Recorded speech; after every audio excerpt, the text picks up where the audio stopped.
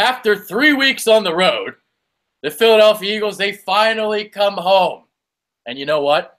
They may never have to hit the road again, except if they have to go to Minnesota. And I'm talking about Minnesota in February, not in January. James Worthington is here. I am Adrian Fedque. One more win, and you get home field advantage throughout the NFC playoffs. You get those rabid Eagles fans. You get that home sweet cooking. You don't have to go take a plane anywhere. You get to play at the link. You get to do that. Let's do it, baby. I mean, yeah, at this point, we really don't have any other option if we want to make it to Minnesota in February. The way the defense has looked on the road the past 3 games is extremely worrisome. They have not looked as good, so I'm looking for them to perform well Monday night in front of a crazy crowd. Everybody's going to be down there all souped up, even though it's Christmas, because this is Philly. Who are we kidding? It's going to be crazy. Yeah, we're going to be loud. It's going to be great. I'll be there again, so, I'll be rooting them on. And I really think they do feed off the energy, so we'll have to see. But I expect a big performance from the defense, and I expect them to take care of business because they really have no other choice. Yeah. I said this in the Bitter Dingbats earlier. Maybe this is me drinking the Kool-Aid, but I really feel like that Giants game was the wake-up call this defense needed, because we know that this defense needs to step it up a couple notches, not just one. And the fact that they took a step back a week after Carson Wentz got hurt, I think they needed that punch in the mouth. They needed that motivation and now get back at it. And now you play the Raiders on Christmas Day, Christmas night. I don't know if I want to be Derek Carr right now. No, I mean, and he's down his big left tackle, Donald Penn, too, so that's going to help us in our pass rush. I mean, they should really just take the page out of what the Rams and then the Giants did and just kind of throw those quick slants and those quick, 2-3 second drops. But, well, something just popped up. Sorry. Yeah, so, I mean, that's what I expect them to come out and do. That's really the blueprint to beat this team is because our strengths at the D-line. Our corners have been exposed a little bit. I know Robinson's a little banged up too. And, Jalen Mills is young, and he's really like a confidence-type player. So I think he especially feeds off the crowd. And if you think back of the Giants game, like, they started off really fast, and we kind of got our shit together. And we also had a couple drop picks that if we have those picks, the game's a little bit different. So, then this team, I think the Eagles defensively, they thrive off turnovers. It's the way they make, they get their momentum, turnovers and sacks. You do want to take a positive about the defense. I'm with you there about how at the end they stepped up and they did what they needed to do. Yes, they did let Eli Manning march all the way down the field, but they did clamp down when they needed to. And this is what they did against the Rams as well. Once Carson Wentz got hurt, they forced a 3-and-out, I believe. I forget off the top of my head exactly what happened, but I just remember they really stepped up when Carson Wentz went out, and then they stepped it up at the end again. Now we need them to step it up for 4 quarters. And to be honest with you, I'll ask you this. Even if they put up a great defensive performance against Oakland, I still wouldn't be 100% back on board as to, all right, now I'm fully on board again with the defense.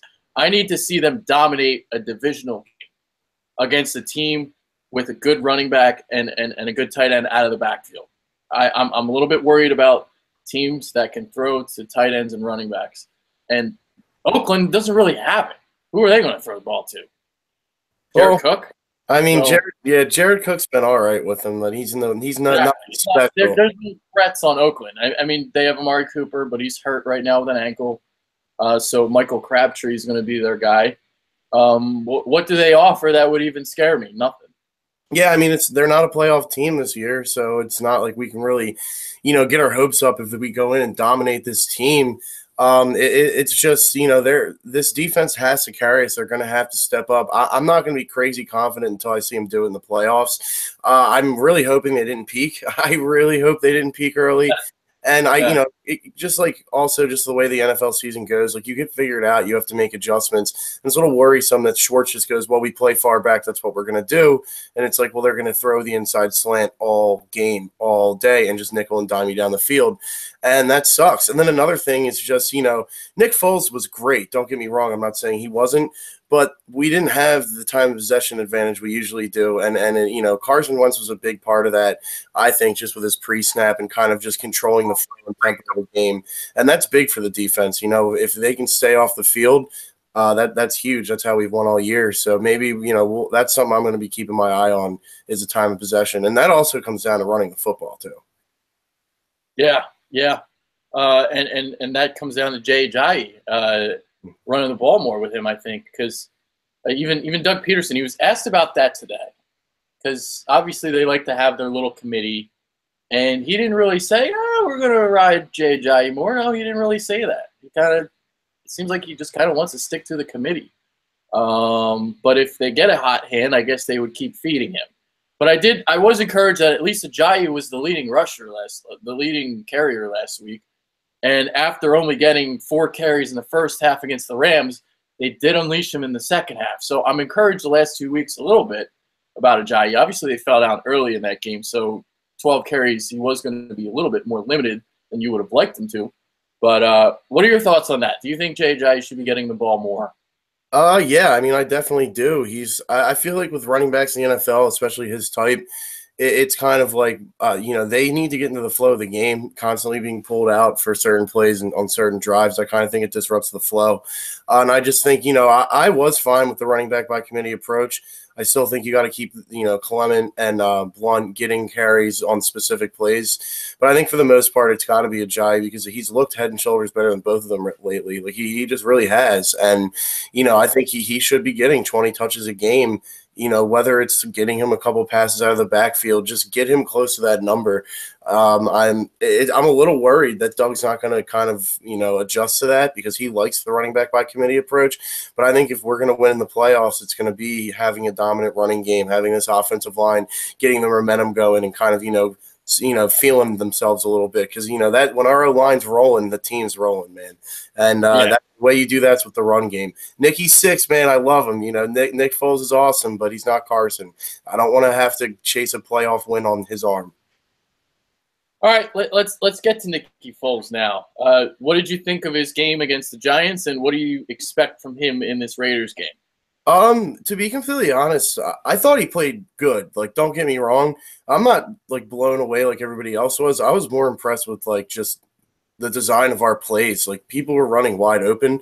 I was, he hit his receivers. I think he did leave some throws on the field. He missed some easy throws in my. Oh, you sound like what I was saying, and I was getting bashed. Everybody, yeah, because the stats are great. But like Nick Foles, we've seen him play, and like the play calling was good. Like I loved our pass play calling. It was great. I would like to run the ball a little more, but like the play designs are there. He just missed a couple throws, but honestly, Carson Wentz has been doing that all year too. He didn't turn the ball over. The one play he almost looked like Carson there, ducking under a pass rusher. So it's all you can kind of ask for his first start in the league in a while. But I'd like to see him improve a little bit and hit those throws, and he is pretty accurate, and he's got a nice deep ball too. So I actually think he's gonna improve as long as we can keep the pocket clean. Dude, you sounded just like I did because you're like, because you did it like I did. I was like, yeah, he was good, and then I was like so hesitant and so scared to say, but there were some things, and I was so scared to say it, and then I got bashed for it. But hey, listen, he did what I expected him to do. This is the Giants' defense. Yeah. So the thing about Nick Foles, where he struggles sometimes, he's good pre-snap. But once you ask him to get off his initial read, can he get through his progressions? We know Carson Wentz can do this. But against a team like the Giants, this team stinks. The Giants' defense stinks. This is like a preseason defense that we're facing. So if you're a defense and you can't even stop Nick Foles' initial read, you're not asking Nick Foles to go through his progressions. So, and then when he was asked to go through his progressions in limited times that he did miss some things. If you remember, there was a play where the one throw I really didn't like, where he looked left, it was taken away. He came back right, late to Jeffrey, almost got picked off. So there were a couple occasions where, like, all right, you can get it fixed up. These are correctable mistakes. But I was with you. I thought the design of the offense was part of the reason why, he looked so good. And that's crazy to say, because you know what that means? That means that Doug Peterson's system works. Dude, I mean, he's looking like a lot smarter than you and I gave him credit for about 6 months ago, man. But I'm more than happy to be wrong about that. We've covered that. Yeah, his offense works. Like, it works really well. I mean, I remember a specific play. Nick Foles missed Aguilar wide open.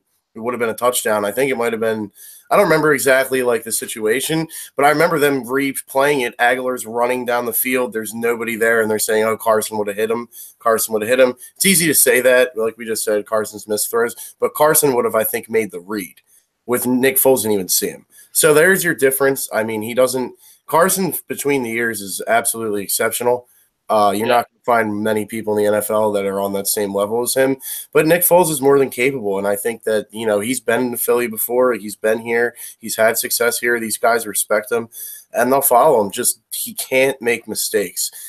That's the biggest thing, because if he starts turning the ball over, I think that this team could lose its confidence quickly.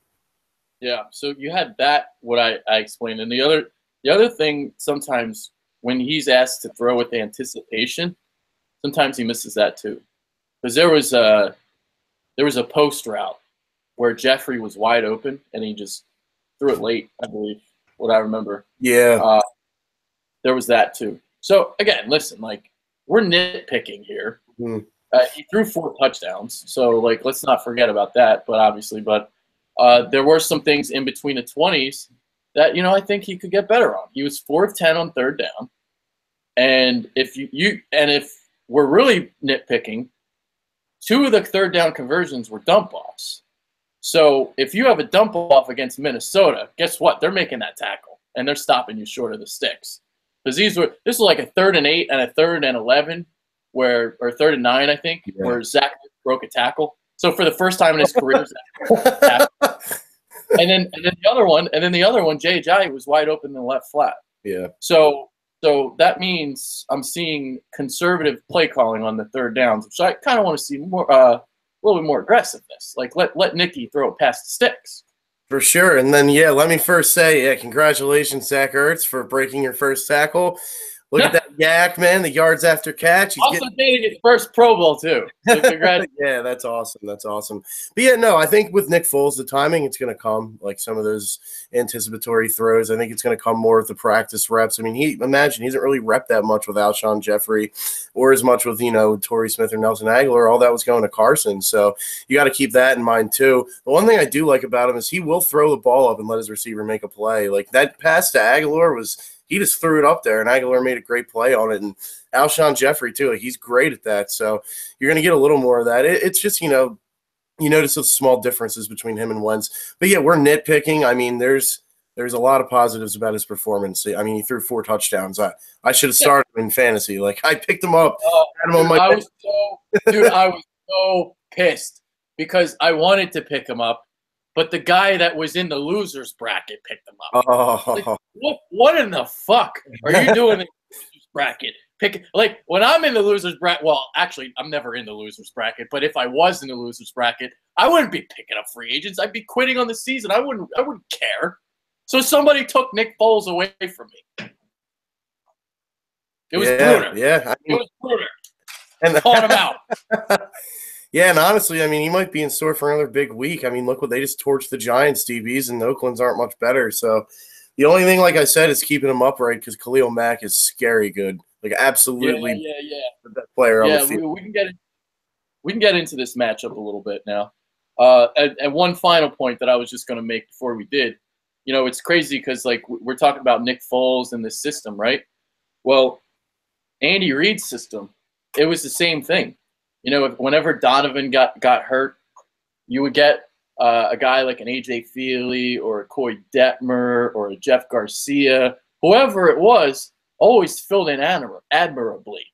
So if you got a good offense in front of you, you can still perform. Obviously, though, I mean, let's not get carried away. There are obviously things that Carson Wentz can do that Nick Foles can just dream of doing and never will. So let's not get it twisted here. Like, Nick Foles is not Carson Wentz, but maybe I underestimated. I don't want to say it's not a seamless transition at all, but maybe I underestimated just how good Nick Foles could be.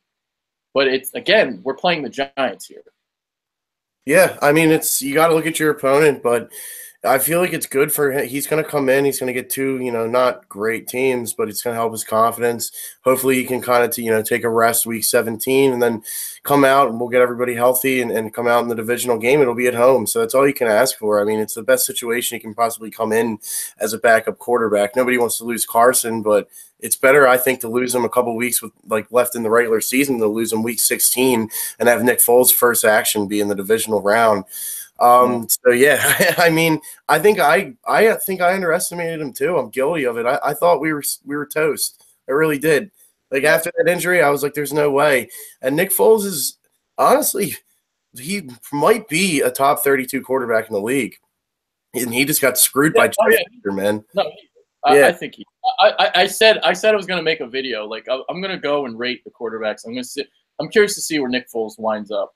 He's probably top 30, I would think. Yeah. Now the thing that's funny that I said last week, I was like, listen, Nick Foles is probably going to go out and throw 3 touchdowns against the Giants, and people are going to way overreact to it, and I think that's what's happened.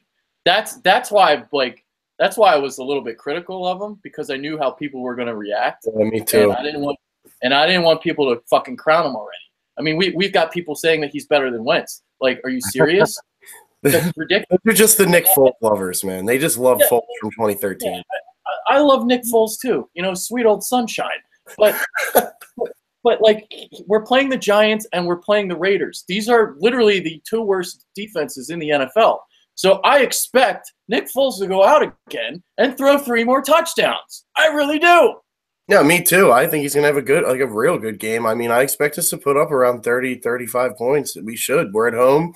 I mean, that's a terrible defense, and we average 32 points a game or something like that. Obviously, I know that's a lot with Carson, but yeah, Nick's fully capable of torching a bad defense. He's in the NFL. He's one of the highest paid backups. So, people saying he's better than Wentz, they're just – I think some of them are joking because you watch them play. It's not even close. But, I mean, some of my friends are like, oh, Nick Foles is great, dude. We're fine. It's it's the Giants, man. You just and he did. He left some plays on the field. But, nobody's perfect. And, again, we're just nitpicking. He played good. He played very good to win. He played good. Yes, that's the word I use. He was good. He was fine. Yeah. I wouldn't say I wouldn't say great. No. I wouldn't say he had great stats. But great stats. Yeah. All right, so I'm glad you look, because I know you're a smart guy, and you're basically just as smart as I am. So I know, the fact that you're saying these things, it confirms to me that I wasn't crazy. There you go, man. Yeah, I've heard people say that. So cool.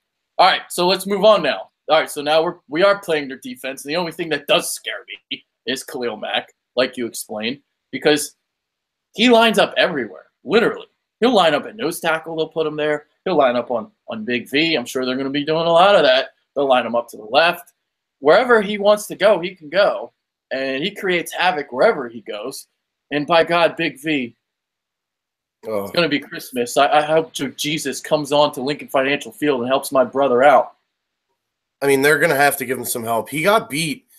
Obviously, he only gave up 1 sack to Vernon, but he got beat inside a couple times by Vernon, and it didn't come back. That's been an issue lately. Yeah, beating inside. It's slow feet and overextension, man. It's just you can't do that. And Khalil Mack is powerful, but he's also very, very fast and athletic. And I mean, you'll see him if he lines up on Lane's side, get the best of Lane Johnson sometimes, and Lane's the best right tackle in the league. Khalil Mack's a perennial All-Pro. I think he was the first player to ever go All-Pro in the same year at 2 positions. It's absolutely insane. So they better plan on helping Big V, because if we leave Big V out on an island with him, we could get Nick Foles hurt. And if that happens, the whole season's done. Yeah, that's the thing that I'm worried about, is if Nick Foles gets hurt. And Nick Foles is a guy that likes to hang onto the ball in the pocket. He's not afraid to take a big shot. And the last thing we need is for Khalil Mack to be barreling in on Nick Foles and for his head to just like snap back or something like that. But then again, we'd have 3 weeks for him to clear concussion protocol. But if his shoulder is put into the turf or something, yeah, I don't want that. No, for sure. And like, we're not going to think that, obviously, but every time he gets hit in this game, everybody's going to hold their breath because that's what we are. We didn't sign a backup, man. And I don't know who Nate Sudfeld is. Like, I'm not too sure about him. All I know is I want to nickname him Studfeld. Well, I know that Nate Sudfeld went to Indiana. He and Nick Foles look actually very similar to each other. Sudfeld's also like 6'4", 6'5", something like that. I know he was on Washington's practice squad. He was. He used to be. I think actually that's where we got him from. Yeah, no, that's where we signed him before we played Washington week 1. Remember we were getting all the spies? Yeah. Yeah, so Nate Sudfeld. And then he's so good that we wouldn't let the Colts claim him. Well, maybe, okay. On to the 53. And I get they're clearly comfortable just going in with him and Foles, so I mean, I guess he's capable of running the offense. He knows the offense. If he's a smart guy and can manage a game, like at that point, if we're down to our third quarterback, that's all you can really ask for. But getting back on track, it's like, yeah, Nick Foles can't go down. So, if they're leaving Big V out one-on-one with Khalil Mack, he'll get beat right away, and they better adjust. Because if they don't, they are not going far. Because you need to adjust in the playoffs. And, I'm a little concerned. Doug's adjusted great all year. Defense is another story, but they kind of have left Big V out there alone a lot. That's one area they haven't really changed their strategy. I'll tell you my glimmer of hope on the defense in terms of adjusting. All right, so we saw Corey Graham on Evan Ingram, right? So I feel like Jim Schwartz has been using his safeties to play linebacker, and at least some plays where they'll line them up in the slot. And we saw this against Ingram because a couple weeks ago when Michael Kendricks was in the slot and he was going up against a running back or whoever, he was getting toast, burnt toast. It was bad. So an adjustment had to have been made there. Had to be made. And it looks like maybe there was because, again, going back to the Giants game, Evan Ingram had – how many receptions? It was 4, like within the first quarter. Oh yeah, no, right? It was like 4 for 50 yards right away or something crazy. Right away, right? And then he didn't have anything really after that because Corey Graham was on him. They also had Patrick Robinson on him a couple times as well. So I wonder if that's going to be the recipe to combat some tight ends is to put a safety or a corner on him. Now here's the problem because Evan Ingram is smaller than some other tight ends. So some of these other guys might outpower or outmuscle, Corey Graham. But I do feel a little bit better that they're trying to get this fixed because unlike last year, it seems like Jim Schwartz kept doing the same shit over and over again. So because he plays that off coverage, you're not going to really get a lot of press. It's a lot of that zone stuff that's not working right now. And the blitzing has gone down. Yeah, he did stop blitzing as much. I don't know why that happened. Maybe it's having to do with people getting banged up in the secondary. We're not hearing about it. He doesn't want to leave them on islands. I don't know. But I'd like to see him blitz a little more. I mean, now's the time. I mean, we obviously need to get this win. But if we get out to a couple touchdown lead, experiment with a couple things. If try a blitz here and there. If it doesn't work, just go away from it. Like, I'm not saying just treat it like a preseason game, but if we score like I think we're going to score and our defense feeds off the crowd and plays like I think they're going to play, this game could be out of hand in the third quarter. Like, I'm thinking it could be up like 27-10, 27-13. If that's the case, obviously they're not out of it, but throw a blitz or two in there or try, a different, a little bit of a different wrinkle in here or there. Like, who knows, man? It's just, you don't really know until you see it in game, like in a real game, if it's going to work. So we'll have to see. What are your thoughts actually on Rasul Douglas didn't dress last week? What are your thoughts on that? Because that was a little concerning to me. Yeah, I thought that was stupid. I thought it was really dumb. Why wasn't he dressed? Like, unless he was hurt, like that, it was just. I thought it was really dumb because he wasn't hurt. Yeah, and he's who's up next? If it's Jalen Watkins, isn't it? Like if one of our 3 guys went down, like come on, man. Well, I would think he plays this week because if Robinson doesn't clear his concussion protocol, all of a sudden he's going to get slid in there. Um, it's crazy, man, because I said this on the PI Live podcast last night, and I think they misinterpreted what I said. Because I by no means said Rasul Douglas was better than Ronald Darby. But what I did say was I thought that Rasul Douglas, in the action that he's played, I think he's looked better than Darby this season. Do you agree with that? I mean, he's the thing I love about Douglas is he battles, man. He plays with a lot of energy, a lot of passion. He's also got a nose for the ball. He's a playmaker. He's long. He's strong. So I really like that. And for a rookie, yeah, I think he's been. I wouldn't say he's clearly not better than Ronald Darby. Ronald Darby has flashed immense ability, but Ronald Darby, I think, has gotten away for a while just on his speed and athleticism and kind of lacks some technique. Whereas Rasul Douglas, I think, came in as a rookie and was taught well by Corey Undlin and these other guys, and he's shown he knows like he had to have good technique to come in and play, and he got thrown right away into the fire when Darby went down. He had to play.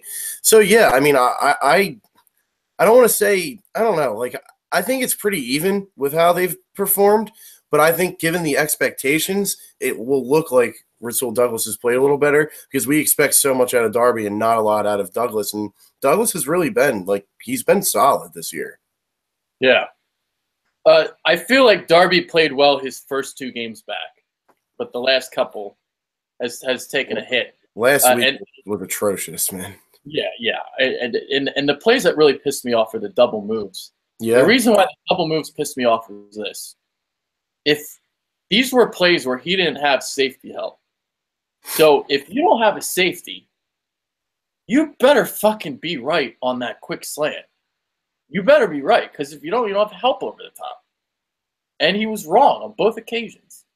Yeah, and really, it's just like I love the aggression. I love it, and his interception was huge. It was a great run after catch. It was a huge momentum swing.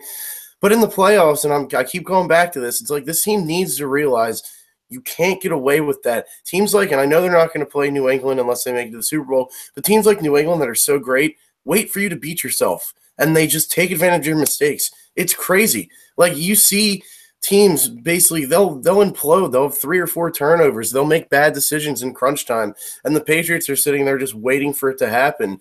And things like that Darby is biting on a double move, that's beating yourself. It's undisciplined football. I mean, obviously it's going to happen here and there, but it's been happening a lot, far too much, like a lot lately. So, he's got to tighten that up. Jalen Mills, I think, is going to bounce back and do a little better. Robinson's been banged up. I know he's got the concussion now. I know he was hurt a little bit before, but he's been solid all year. It's just Darby's this big acquisition we made. Like it's time for him to start playing like it. He better play well. I think he's going to end up being matched up on Crabtree if Cooper can't go. And Crabtree he was thrown to 17 times last week with Cooper out. So if that's the case, man, Darby better be ready. Yeah. Darby, I feel like I don't know how. Do you think he hasn't healed from the foot injury? Is there something going on there? I was alluding to that. The reason why I say that is this, because he plays the quick slant very well. He normally plays very instinctually, and I'm not seeing it right now. So that tells me a little bit maybe he's hesitating because of the foot. Well, that's definitely I know just from playing sports, even at the high school level, that if you're hurt, you're going to already think about things too much. And you're not going to naturally play, and your instincts are not going to be there. That's a very good point by you. And Doug also said, which made me scratch my head why we even brought him back, given how good our corners are playing, that he's still healing up and getting back into the flow of things. If that's the case, that's a little scary to me why he's playing in the first place. But that's so true, man. If you're banged up, or even if he's just thinking about it and he's just not 100%, he's 90%, if you're an instinctual football player like that, that will affect you. It really does. Yeah. All right. You want to make some predictions? We'll make some predictions. Yes. I mean, we pretty much hit it. We both expect the Eagles to win this game. I said I think they'll score around 30 points. The stadium better be rocking. It will, and I really think the defense is going to feed off that. I really, it would be nice to get a an early turnover.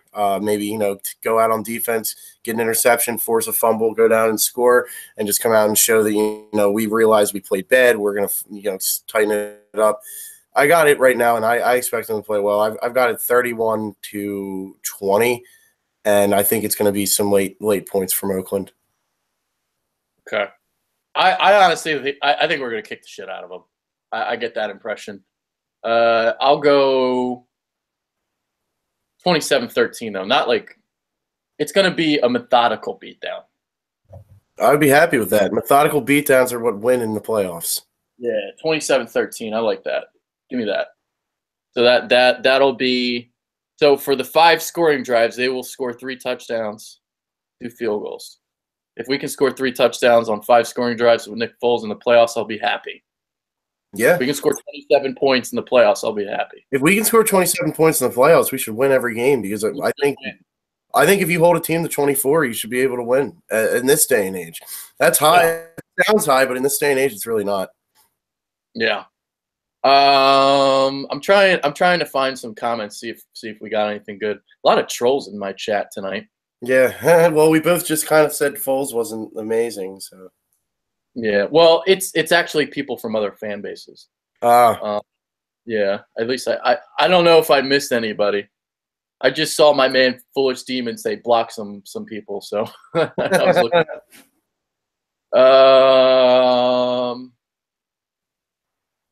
I'm trolling. Okay, so I'm going way back, and I see people talking about, would you take Nick Foles over Dak Prescott?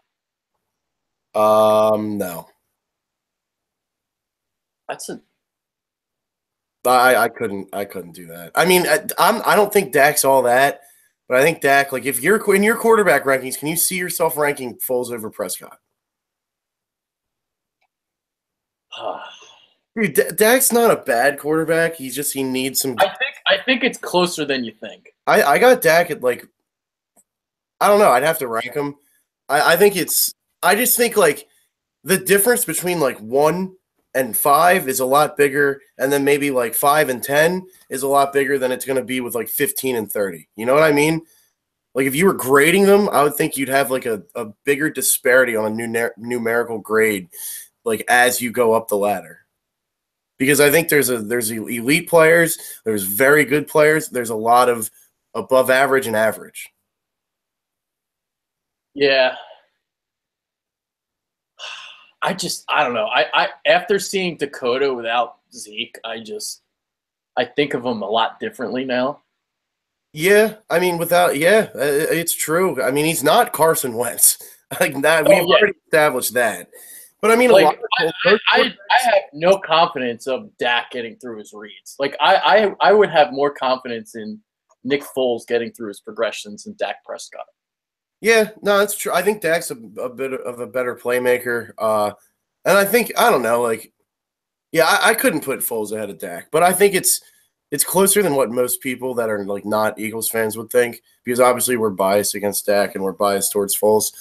But I think it's a lot closer. I mean, just look at it this way, like, you put Nick Foles on Dallas, like, do you think, even with, let's say without Zeke, do you think he's doing better? I mean, I don't know. It's an interesting question. It really is. But for me, I would say no.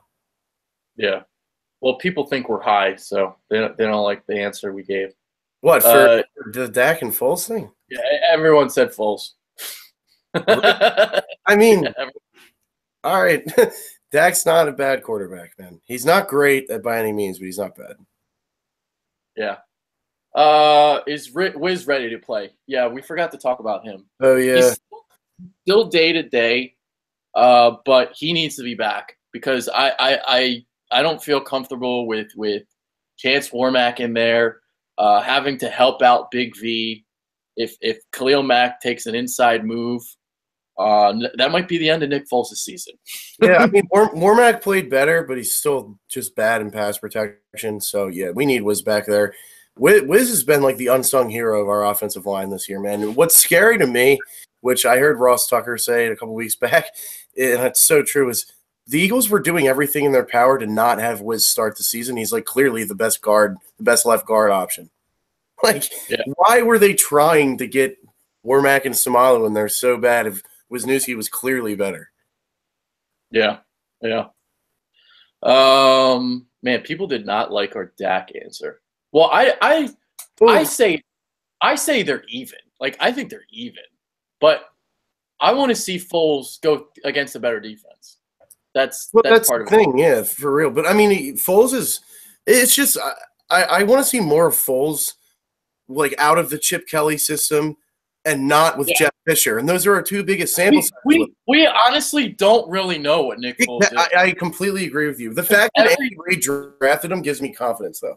Every season has been an outlier for him because you had the 27-2, and then the Rams thing. Well, every quarterback sucks with Jeff Fisher, and honestly, I remember watching the Rams because I watch a lot of football, and I was watching Nick Foles in those games. I didn't think he was that bad. I didn't think he was as bad as what the stats said. And then they benched him, which I thought was completely moronic. So, who is the real Nick Foles? Well, I'll say one thing. If we go to the NFC Championship game, I'd be like, depending on how he plays, I got to see it, but I'd probably take him over Dak then. Because a quarterback that can win in the playoffs, especially going through all this adversity the team does, there's something to say about that. It's just I haven't seen it yet. I mean, I know he walked off the field with a lead in 2013, but and that's not his fault. We lost, so I'm not confident in the playoffs. But just right now, it's just tough for me to like. I feel like I want to say yes. I freaking hate Dak Prescott, man. I hate him, but it's I got to see more full. Well, like you just said, you hit the nail on the head there. I like my next year's quarterback rankings. I definitely won't have Dak Prescott in the top 20. Yeah, I mean, after this season, just without the protection of Ezekiel Elliott, man, he's just not. He hasn't looked as good. Who do they play this week? Seattle.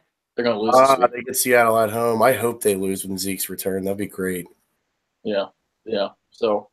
I mean, obviously, every Eagles fan is going to say Nick Foles better than Dak, obviously. So I'm trying to look at this objectively, but like the more and more I do think about it, I don't know if Dak Prescott's better. I don't think he is. Well, I mean, I would love it if like Dak continues to struggle even with Zeke back, and he's not like the first year ends up being like an outlier. But, like, just judging on that, like, he made some huge plays. I mean, and I was never a huge Dak supporter. I always said Carson Wentz was better just because you could see it when the way they played. And obviously this year now, if anybody says Dak's better than Carson, they're absolutely high. Yeah. But it's just I can't bring myself there yet just because, again, like you said, it's just Nick Foles, both his biggest sample sizes are outliers. Jeff Fisher really sucks, dude. He does. Yeah. All right, so let me throw this at you then, too. And this is to the Eagles fans as well. All right, so Dak Prescott, since Ezekiel Elliott suspension, 5 touchdowns, 7 interceptions in 6 games. 3 touchdowns and 0 interceptions against the Giants. Wow. What does that say? What does that say?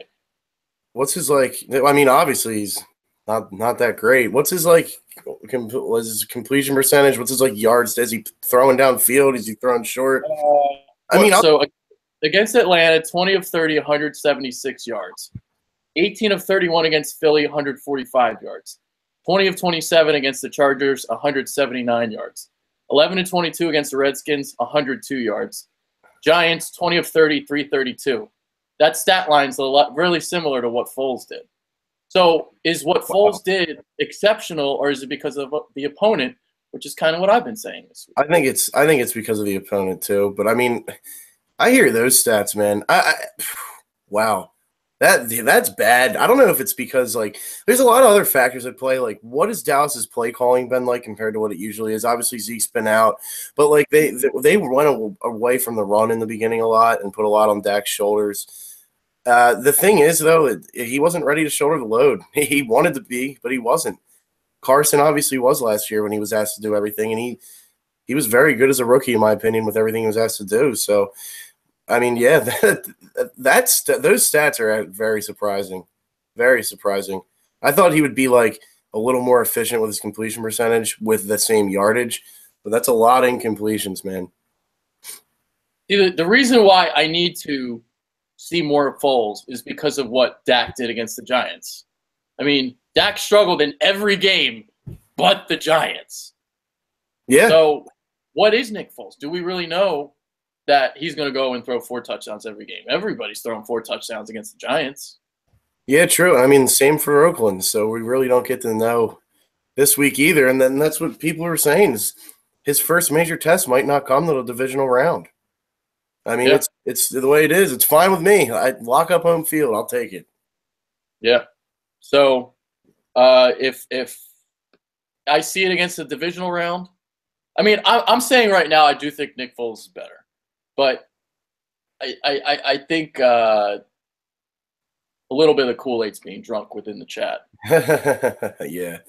I mean, yeah, if you took a general pop poll of even like not Cowboys fans, not Eagles fans, just NFL fans, I think that Dak would probably win just because of the whole media perception of him and everything. But it would be closer than people think. I think that some people would really you got to see what just Dak without Zeke. Like clearly he's not been the same player, and if you're going to judge a player on just himself, like can't really be dependent on another guy. And Zeke's exceptional. Like people don't realize how good he is in every single facet of the game. Like it's not just the fact that their line's great. Like he's great in pass protection. He's great catching passes out of the backfield. He hits the hole harder and quicker than most backs in the NFL. He shows patience. I mean, he's great, man. He's absolutely great. Yeah. All right. So there we go. That's about it. We'll wrap up the show. We spent a lot of time on Nick Foles and Dak Prescott today. Yeah, man. That was an interesting question. Good question by whoever commented that because that made me think. Yeah, I think they were more just Nick Foles better than Dak Prescott, and then they all just kind of said that. So that's what happened.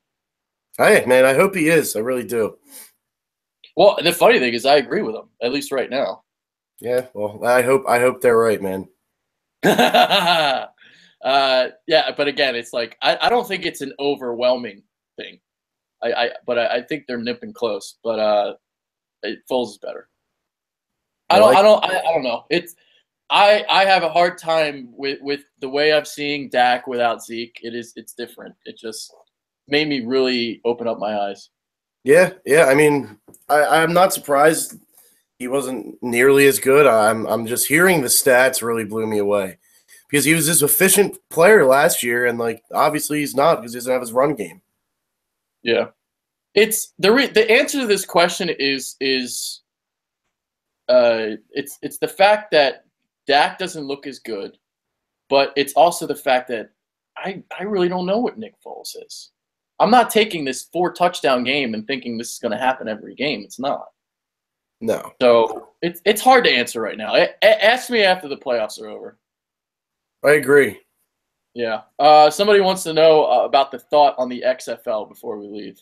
I mean, I'm not gonna lie. I'll probably watch it because it's football, but that is what it is. I mean, I was really young when it happened. I thought it was cool. Yeah. I think I was like 7. So I don't know. I mean, I'm not gonna lie. I'd probably watch it too. Can be completely honest with you. Wouldn't be surprised if I gambled on it, but Yeah. So, yeah, exactly. You won't know what he really is till the playoffs, and I agree with that. 100%. 100%. It's hard to answer, but I do think Dak Prescott stinks. I don't think he's that good. Yeah, I'm glad because I hate the Cowboys, so I hope he is terrible. Yeah, there you go. All right, so with that being said, that's James Worthington. I am Adrian Fedke. We're out of here. It's been a lot, dude. I told you this always goes a lot longer than I expect. I'm like, I talked to you pre-show. I'm like, all right, we'll do a quick one, like 20, 30 minutes, and we still wind up going like 40. Yep. Well, that's what happens, man. What we do. We just talk birds. We talk birds, and we talk football, man. It's good. Talk birds, and then we look at chats, and we look at the idiots who troll. We block them, and then we answer questions. So we do. All right, that's James. I'm Adrian. We're out. Peace.